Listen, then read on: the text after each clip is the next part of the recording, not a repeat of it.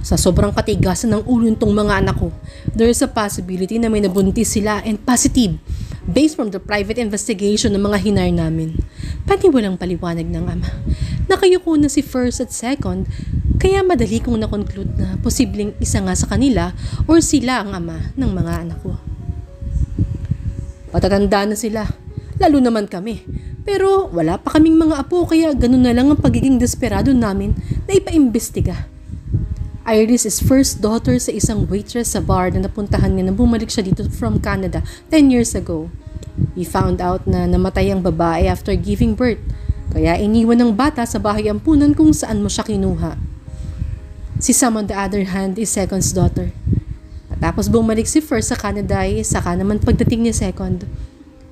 Nakita ka daw niya na may boyfriend na kaya nilasing niya ang sarili sa isang hotel at doon siya nakabuntis ng isang chambermaid.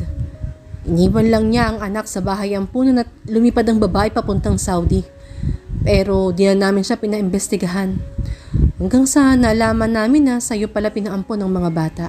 Just last week. Kaya pinadalhan ni Second ang invitation card para sana after the party ay mapag-usapan na natin ang tungkol dito. Di ko alam kung anong i-react ko. Sari-saring emosyon ang bumalot sa aking pagkatao sa oras na yun. Wala akong ibang nagawa kundi yumuko at pigilin ang mga luhang nais umalpas sa aking mga mata. One thing is for sure, I'm scared.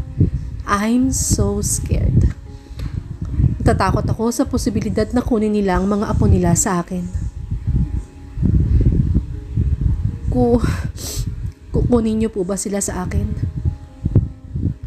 That time ay hindi ko na maiwasang pumiyok. Hindi ko kakayanin.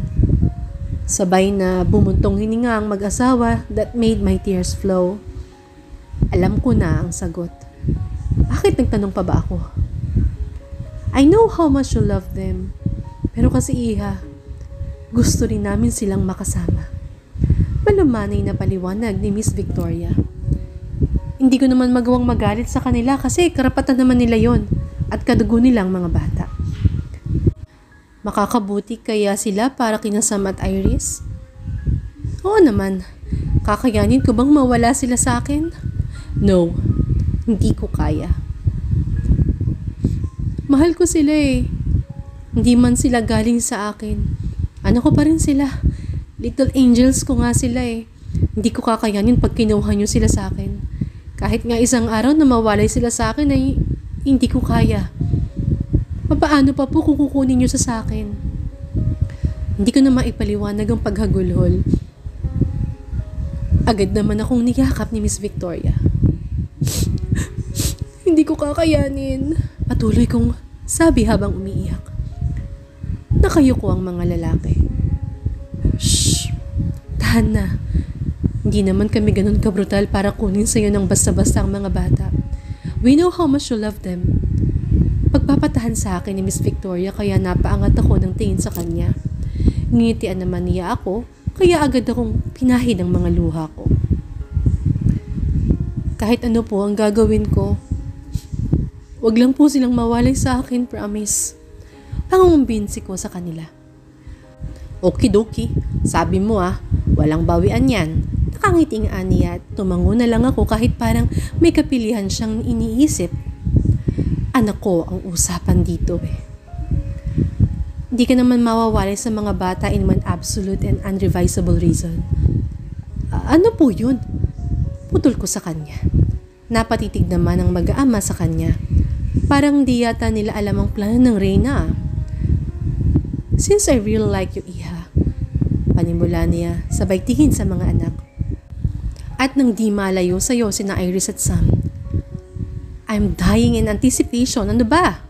You need to marry one of their fathers. Either first or second. Aniya, kaya napatayo ako. Ano po? Narinig na lang namin ang devilish laugh ni Miss Victoria na umalingaw-ngaw sa sala. Your reaction is priceless, Iha. Tatawa-tawang ani ni Miss Victoria. Napaupo na lang ulit ako. Shucks, pinagpawisan ako dun. My gosh, kaloka. Akala ko po kasi seryoso na. Sagot ko naman sa paypay ng kamay ko sa muka. Rinig ko din ang pagpigil ng tawa ng mga kasama namin. Who says I'm not? Seryoso na namang aniya kaya napapalunok akong napatingin sa asawa at anak niya na sabay-sabay tumango. Seryoso po kayo? Nag-aalangan kong tanong at napangisi siya sa tanong ko. Hala? Seryoso ko, iha. Kung ayaw mo talaga na mawala yung mga bata, kailangan mong buuin ang pamilya nila. Single mom ka and they badly needed a father. Which is hindi mo maibibigay kaya I'm giving you an easy solution. Marry one of my sons. Then, problem solved, di ba? Paliwanag niya na para bang yun ang pinaka-bright idea sa buong sanlibutan. Pero po, walang pero-pero, Ali. Sabi mo gagawin mo ang lahat, wag lang mawala yung mga anak mo sa'yo, di ba? Putol niya sa akin. Yan lang ang solusyon na pwede kong maibigay. Isa pa, Ali, mabait akong kakampi, pero mabangis akong kaaway. Rawr! Aniya pa with matching tiger look and action pa. Naku, wala na ho bang ibang solusyon? At saka po, masyado na po akong manang para mag-asawa. Ati ako ng mga anak nyo. Totoo kaya mas matanda pa ako kaysa sa panganay niya. Hindi ka naman mukhang manang. Di nga halatang 32 years old virgin ka as you said. Natatawa namang sabad ng ama nila. Tama! Ex mo nga ang second namin baka destiny to. Ibalik ang tamis ng pag-ibig. Pakanta pang ani Miss Victoria. Shoot tayo talaga, namumula na naman ako. May pa-marry one of my son pa kayong sinasabi dyan Di nyo naman ako binigyan ng chance para pagpilian. Diniretso nyo agad sila ni second. Tila nalinis na ni first ang problema ng isang to. Dapat lang first. This is what they call as love for the second time around. Second chance. Para sa amin ni Kuya first at ako si second, may diin namang sabi ni second sa kuya. Napakamot na lang ako sa ulo ko, ang gugulo nila. Na kay Ali ng desisyon para dyan. O Ali, is it a deal? Baling sa akin ang mama nila. Ano bang sasabihin ko? Bakit kasi di gumamit ang proteksyon ayan tuloy nakabuntis? Bulong ko pero narinig pala at tawang-tawang mag-asawa. Wala ka ding anak ngayon, iha, kung hindi sila nakabuntis. Sabat ng ama nila. Oo nga pala, ang hirap naman kasi. Ate, kung hirap ka sa pagpili kung sino sa mga kuya ko, ako na lang. Bata ka pa naman tingnan. Binato naman ng dalawang kuya si third dahil sa sinabi niya. Natawa na lang talaga ako. Kaya mo bang magpakaama, ha? Sabay pang tanong ng dalawa sa bunso. Try me. Kayo nga di nagpakaama Sumbat niya sa dalawa. Kala ko maiinsulto sila pero hindi. Pwes, handa na kaming magpakaama. Sabay na namang sigaw ng dalawa. Scripted ba yun o sadyang pareho sila ng takbo ng isip? Nagulat na lang ako nang tinabihan ako ni Miss Victoria sa kangitian. Hinawakan niya din ang mga kamay ko. Alam kong di biro ito kaya pag-isipan mong mabuti. Pero hindi ko nababawiin pa ang kondisyon ko. Gusto ko kasi ang isang katulad mo ang para sa isa sa mga anak ko. Alam ko din namang hindi magiging masaya sina Iris at Sam kapag wala ka sa buhay nila. Pagpapakalma niya sa akin kaya hindi ko maiwasang maluha. Niyakap naman niya ako ng mahigpit saka hinaplos-haplos ang aking buhok. I really like her. Bihira na ngayon sa mga kagaya niya handa magpakaina sa mga hindi niya kadugo. Sabihin man nating dulot yun ang takot niyang mapag-isa habang buhay. Hindi dun matatawaran ang pagiging mabuting ina niya. Rinig kong sabi ni Mama habang nakahilig ang ulo sa balikat ng Papa. Ang tanda na nila pero walang kupas kung maglandian paglambingan. I like her too. Bakit kasi natin kinonfine sa Canada si second? Di sana baka kasal na sila ngayon. Segunda naman ni Papa. Oo nga natatawa talaga ako sa 32-year-old virgin na pinagsasabi niya. I can't believe it. She's too adorable to left behind. Tawang komento ni Mama. Maging ako ay hindi ko maiwasang matawa kapag naaalala ko siya. Ang mukha at bawat pagpapalit ng expression niya. She's too good to be true. Oh, first, andyan ka pala. Bigay pansin sa akin ni Papa. Andito rin ako. Biglang sulpot ni Second. Lagi na lang umiiksena. Don't get me wrong, wala kaming lihim na awayan. Medyo inggit lang ako sa height niya. Ako panganay, pero siya mas matangkad. Padaya yun Buti na lang, mas gwapo ako. Pahangin ba? At least, fresh air ang dulot ko. We need to talk. Seryoso ni ani ni Papa kaya agad kaming tumalima ni Second. Pasaway kami, pero pag si Papa ang nagsalita, sunod agad kundi cut off ang credit cards namin. Baka hindi pa kami pamanahan yan. Anong balak mo, Second? Are you serious about her? Kaya ako ginawa ang deal na yon was because of you. Seryoso ang ani Mama. Sabi na nga ba, option lang ako. Ang daya, ako si first choice. Pero ako ang second option. Buti pa si Second. Seryoso naman ako sa kanya, Ma, noon pa. Kung hindi nyo lang ako pinilit magpa-Canada, di sana kasal na kami ngayon. May sama ng loob na ani ni Second. Seryoso ka nga ba? Bakit nagka-girlfriend ka pa ng madami at nakabuntis? Pag-uusisa ni Mama.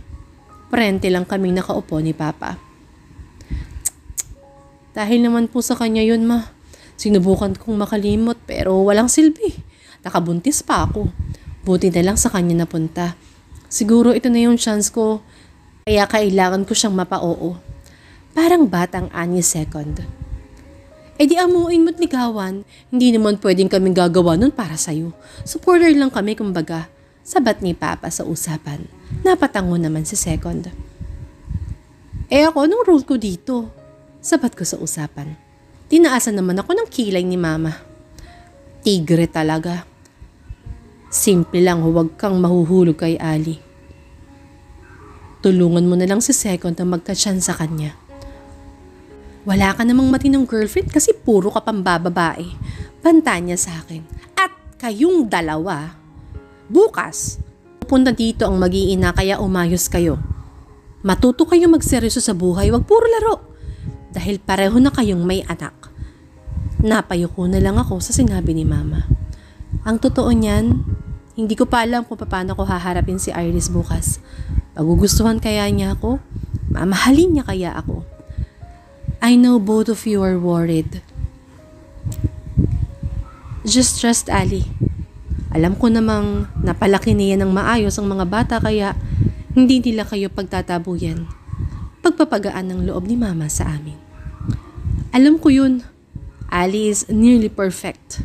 Wife material at kung di lang kay Second, gugustuhin ko talaga ang kagaya niya. Anong pakiramdam? Biglang tanong ni Third, nagkatinginan tuloy kami ni First bago nagkibit-balikat. Andito kami ngayon sa minibar ng mansyon. Nagkayayaan kami matapos kaming kausapin ni na Papa kanina. Oy, sumagot naman kayo. Tinatanong ko kayo anong pakiramdam ng pagiging ama. Ulit niyang tanong at sabay niya naman kaming napabuntong hininga ni First. Ang awkward tawagin siyang kuya kasi mas matangkad ako. Nakakakaba naman saya kasi nagbunga ang sperm ko. Munti ko nang maibuga ang iniinom ko dahil sa sagot ni First. Loko, seryosong usapan Singhal ko sa kanya. Tumawa lang ang loko. Seryoso naman ako pagpupumilit niya. Ikaw kuya, baling sa akin ni Third at kumiti naman ako. Masaya, parang ang puputok ang puso ko sa sayo Sagot ko. Natawa naman ang dalawa. Pwe, ang bakla mong pakinggan. Tila nadidiri pang ani ni First. Palibhasa ako may future wife na ikaw wala pa. Banat ko naman. Parang di pa rin ako makapaniwalang pwede ko pa rin palang mapakasalan si Ali. High school pa lang gusto ko na nga siyang hilahin sa altar Kaso masyado pa raw akong bata. Feeling kasi niya noon ang tanda niya para sa akin 2 taon lang naman ang agwat niya sa akin. Tsaka pakiko ba dun, ang mahalaga mahal ko siya. Diba? Akala ko nga tutuluyan na siyang makasal sa iba pero masaya ako na hindi pala. Mas lalo tuloy lumakas ang paniniwala ko na kami ang tinadhana para sa isa't isa. Sa libo-libong pwedeng umampon sa anak namin ni First, akit siya pa kung ganon. Saan ba makakahanap ng gaya ni Ali? Biglang tanong ni First. Wala nang gaya si Ali, First. Sa akin lang siya nakalaan. Napangiti naman siya maging si Third. Possessive kang masyado di pa naman kayo. Banat niya sa akin. Type mo ba siya? Biglang tanong ni Third kay First kaya napatingin ako sa gawin ni First. Nagkataon sa akin din pala siya nakatingin. Oo, walang kagatul-gatul niyang sagot. Saka ngumisi. Tatayo na sana ako pero pinigilan ako ni Third. Easy Second. Type ko lang siya pero hindi ko naman sinabing aagawin ko. Alam ko namang may nararamdaman pa siya sa'yo. Seryosong ani yan na nagpausbong ng matinding pag-asa sa puso ko. How can you be so sure? Tanong kahit alam ko na hindi siya nagbibiro. The way she reacts, the way she blushes, the way she looks at you and everything she does when you're simply staring at her, it tells na yun na yun. I can always read the girl's reaction, Anya. Di na ako magtataka kung bakit pinagpipilitan niya dati na kumuha ng psychology pero di nga lang niya naituloy, pinilit siya nila mama na mag-architecture. Siyempre dahil building-related ang family business namin. Bakit alam mo? Bakla ka talaga. Tatawa-tawang sabi ko pero sa loob-loob ko ay gustong-gusto ko magsisigaw dahil sa nalaman ko. Alam ko namang may tama sa sinabi ni First pero iba pa rin pag mismong sa bibig ni Ali nang galing. I can't wait na makita sila bukas. Buti na lang wala rin akong naanakan. Biglang ani ni Third kaya napaubo kami ni First. Yan ang wag na wag mong gagawin. Akala mo siguro madali. Seryoso ang ani First sa kanya. Easy mga kuya. Sinasabi ko lang naman ang laman ng munti kong isip. Tatawa-tawa pa niyang sabi. Di naman kasi papayag na masundan niya ang yapak naming dalawa. Mami, sure po kayo dito ang bahay ng daddy namin? Kanina pang tanong ni Iris. Oo naman anak, dito ang bahay nila. Mukhang palasyo, di ba? Sagot ko naman at pareho silang napatango saka muling iniikot ang mga mata sa kabuuan ng mansyon. Nasa salas kami ngayon at inaantay ang mga chance na lumabas. Gwapo ba ang daddy namin? Biglang tanong ni Sam. Naku naman, yan talaga ang naitanong mo. Oo naman, gwapo silang dalawa. Sagot ko na lang sa kanila. Kanina pa kasi sila excited. Sino pong mas gwapo? Yung daddy ko o yung kay Sam? Tanong naman ni Iris. Ano ba yan? Ang dami niyo namang tanong. Pero teka nga, sino nga bang mas gwapo? Bigla rin ako napaisip kung si first ba o si second. Siyempre ako. Biglang sumulpod si second. Di porket mas matangkad ka, mas gwapo ka na rin. Ako syempre ang mas gwapo. Sabi naman ni first. Daddy! Sabay sigaw ng mga anak ko saka tumakbo sa dalawa. Ikaw ba ang daddy ko? Tanong ni Iris kay second habang nakahawak sa kamay niya. Di, ikaw po ang daddy ko. Tanong naman ni Sam kay first. Ngix! Nagkapalit little angels. Little angels, balik kayo kay mami. Sabi ko sa kanila na agad naman nilang sinunod. Sino pong daddy ko sa kanilang dalawa? Nakapout na tanong ni Iris. Ako po, segunda ni Sam. Napangiti na lang ako sabay tingin sa dalawang lalaki na di yata matukoy sa dalawa kung sino ang anak. Iris, siya ang daddy mo. Sabay turo kay first. Siya si daddy first. Pakilala ka at agad namang tinakbo ni Iris si first na agad naman itong binuhat. Ang gwapo ng daddy ko, ang sabi ni Iris. Napangiti na lang ako. Sam, siya naman ang daddy mo, si daddy second. Pakilala ko kay second at agad namang tinakbo ni Sam. Binuhat na din siya ni second. Gwapo din ang daddy ko. Tuwang-tuwa si Sam. Parang gusto kong maiyak na ewan sa eksena nila. Ngayong may daddy na sila, kailangan pa kaya nila ako? Hindi ko tuloy maiwasang maiyak at hindi ko nga namalayang lumuluha na pala ako sa harapan nila. Mami, okay ka lang? Sabay na tanong ng mga anak ko kaya maagap kong manahid ang mga luha ko. Bumaba naman sila mula sa kanilang mga ama saka tumakbo papunta sa akin. Bakit po kayo umiiyak, Mami? May masakit po ba sa iyo, Mami? Sabi naman ni Sam. Wala lang to, little angels. Napubing lang si Mami. Balik na kayo sa mga daddy niyo, okay? Nakangiti kong sabi sa kanila sabay halik sa mga piski nila at agad din namang bumalik kina first at second. Alam kong nakatingin sa akin ang dalawa na may pag-alala kaya nag-okay sign ako sa kanila. Ayoko namang magdrama sa unang araw ng pagkikita nila. Ilang sandali na lang ay lumabas na rin ng mag-asawa kasama si Third at kita ko kung gaano sila kasaya na makita ang mga anak ko. Naglaro sila at nagkulitan. Hindi ko akalain na may gantong side pala ang bilyonaryong pamilya nila. Hindi ko rin maiwasang makaramdam ng takot na baka pagising ko sa isang araw ay malayo na ang loob sa akin ng mga anak ko. Lalo pat, di naman ako ang tunay nilang ina. Iniisip ko pa lang pero parang akong pinapatay sa sakit. You okay, Iha? Napapahid ako sa luha ko nang marinig ko ang boses ni Miss Victoria. Yeah, okay lang po. Pagpapahangin lang. Pagdadahilan ko kasi lumabas ako kanina para bigyan sila ng pagkakataong makapagbanding sa mga anak ko. Isa pa naiiyak talaga ako. Niyakap naman niya ako agad. Kaya hindi ko rin napigilang maiyak ng tuluyan. Ganito pala ang pakiramdam ng isang ama. Walang katumbas na ligaya. Makita ko lang siyang nakatawa, parang napupuno na rin ng kakaibang galak ang puso ko. Alam kong ganyan din ang nararamdaman ni First. Hindi ko akalain na magiging ganyan siya kasaya sa pagkikita nila ni Iris. Ang alam ko lang kasi dati for the sake of formalities lang ang gusto nila. Pero nakikita ko ngayon at ramdam kong nais talaga nilang magpakaama, just like me. I guess fatherhood has really the power to transform a guy into a grown man. Nasaan si Mami? Biglang tanong ni Sam. Napahinto tuloy ako sa pakikipaglaro sa kanya. Maging sina First. Oo nga, asan si Mami? Daddy, si Mami po. Tanong din ni Iris habang nakayakap kay First. Andito lang si Mami, laro lang kayo dyan, okay? Biglang sulpot ni Ali kasunod si Mama. Napatingin ako sa kanya and I can tell from her eyes na kagagaling lang niya sa pag-iyak. Mami, laro po tayo, sabi ni Iris. Oo nga, laro tayo kasama si Daddy. Sang-ayon naman ni Sam.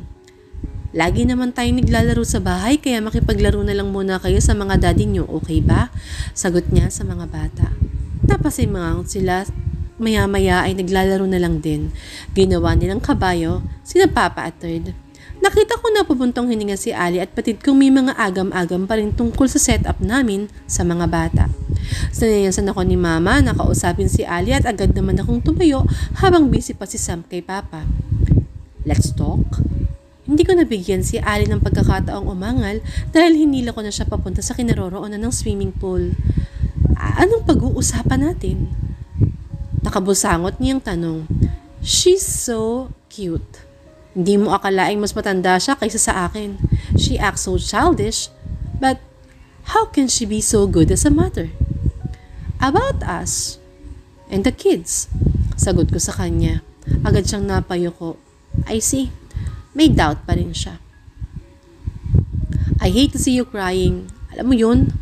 Iniangat ko ang mga mukha niya sa pamamagitan ng paghawak sa baba niya. Pilit niyang iniiwas ang tingin niya but I forced her to look at me in my eyes. Walang mawawala, Ali. At whatever it takes, you will forever be their mother. Hindi yun mawawala at magbabago, Ali. Nadagdagan lang kami sa buhay nila but we won't replace your role to them. With that, her tears began to cascade down her cheeks. Immediately wipe it using my thumb. A father can never exactly replace a mother. Tandaan mo yan, iba ang ina sa ama. Pero pareho silang kailangan ng mga bata. Dag ko na mas lalong nagpabalong sa mga luha niya. I pulled her for a hug and kissed her hair. She really smelled so good. Sorry. Natatakot lang kasi ako na baka ipagpalit na ako ng mga bata sa inyo. Sorry for overthinking. Paulit niyang paghingi ng pasensya. Shh. It's okay. Just love them so much kaya ganyan ang naiisip mo, okay? Pagpapatahan ko sa kanya. Tumagal din kami sa pwestong yon at it feels like heaven by just merely hugging someone you long for a long period of time.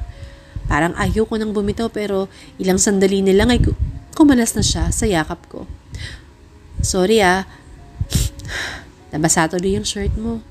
Sorry sa pagiging imotera. Tila nahihiyang aniya sa may pahid sa mga mukha niya. Okay lang, I won't mind basta ikaw. Corny pero totoo. Napaiwas naman siya ng tingin. I bet she's blushing. Yeah, 1 point for me. Tara na sa loob. She's about to walk away but then I embraced her from behind. Let's just stay like this for a moment. I still miss you every day, Ali. And there I felt how she stiffened from a moment. It's been a month since we first meet the kids. Every day, I and Second get to see the play with my kids. Siyempre kasama si Ali. I can feel now happy the kids were and it's such an awesome feeling when someone gets to call you daddy. Naka-attend na din kami sa family day nila sa school. Hindi nga lang nila maiwasang magtalo. Lalo't iisa pa ang mami nila kaya kinakailangan pa ni Ali na magpalipat-lipat ng grupo para lang masamahan pareho sinang Iris at Sam. Today is my birthday but I choose to celebrate it with my daughter. Saka na lang kami magpa-family dinner mamaya. Gusto ko pa sana si mama na mag-organize ng party pero tumanggi ako. Masyado na ako matanda para sa mga birthday party na yan. Mas gusto ni Iris isama sina Sam at Ali kaya heto kami para kaming isang happy family na kumakain sa Jollibee. I wanted to bring them in the restaurant but the kids opt for Jollibee. Bida daw ang saya dito. So I was left with no choice but to follow my daughter's request. Happy birthday, Daddy! Mamaya na ang gift ko tinulungan ako ni Mami sa pamimili. Bati sa akin ni Iris saka ako hinalikan sa pisngi. Thank you so much, baby. Sabay halik din sa pisngi niya. Happy birthday, Tito. Ako din may gift. Si Mami po ang nagbalot. Ani Sam na puno pa ang bunganga. Ginulo ko naman ang bukok niya. Happy birthday first. Nasa bahay pala ang regalo sa iyo ng mga bata. Bati naman sa akin ni Ali. Napangiti ako sa pagbati niya. Second will be a lucky bastard having Ali as a wife. Ikaw ba may regalo ka sa akin? May halong biro na tanong sa kanya. She awkwardly smiled at me, saka umiwas ang tingin. Meron po, Daddy. 3 po na ibalot niyang regalo kanina pagbubuking sa kanya ni Iris. Natawa na lang ako. Kumain na lang kayo. Ang dadaldal niyo. Sawan kito sa mga bata. Huwag kang mag-expect masyado sa gift namin. Simple lang ang mga yon. Nahihiya namang baling sa akin ni Ali. Hindi naman mahalaga kung mahal o mura o simple o magara. Ang mahalaga ay yung taong nagbigay at nakaalala. Sagot ko naman sa kanya at napatawa din siya. Hindi ko akalaing makata ka pala. Kaya siguro madami kang nabibingwit na chicks Asar na niya sa akin. Sa wakas ay nagiging komportable na rin siya sa akin. I simply want to be with him. I simply want to be with her. The natural and real her. Jolly and carefree. Bagay na nakaka-attract daw kay Second. Unfortunately, Second is still on business trip kaya hindi siya makaangal ngayong kasama ko ang mag-iina niya. Which is Sam and Ali. Mamayang hapon pa ang dating nila. I am thankful cause I got to experience Ali's company. Baka ma-inspire din ako magseryoso sa babae. Regarding their relationship, hindi pa rin malinaw Minsan sweet-sweetan, tapos mamaya-maya naman nagbabangayan. I'm really not so sure about their current status. All I know is, they both feel something for each other, lalo na si Second. Natural charm ang pangbingwit ko sa chicks. Hindi ko kailangan na magpakamakata. Pagbibiro ko din. Mas mahangin ka pa kaysa dito sa aircon. Ang babara niya sa akin na ikinatawa ko. Mas fresh naman ang hangin ko. Sagot kong muli sa nagpatawa sa kanya sabay irap sa kawalan. Mas mahangin ka pa pala kay Tu. Nailing na naman niya. Siyempre mas gwapo kasi ako. Teka nga, abay may endearment pala kayo Tu baby Namula naman siya sa pang-aasar ko. Alam ko namang tuwang tawag niya dati pa kay Second. Ang sarap lang kasi niyang asarin. Ang saya niyo po yata, Mami, Daddy. Biglang sabat ni Irene sa usapan. Nagkatingin naman kami ni Ali saka sabay na napatawa.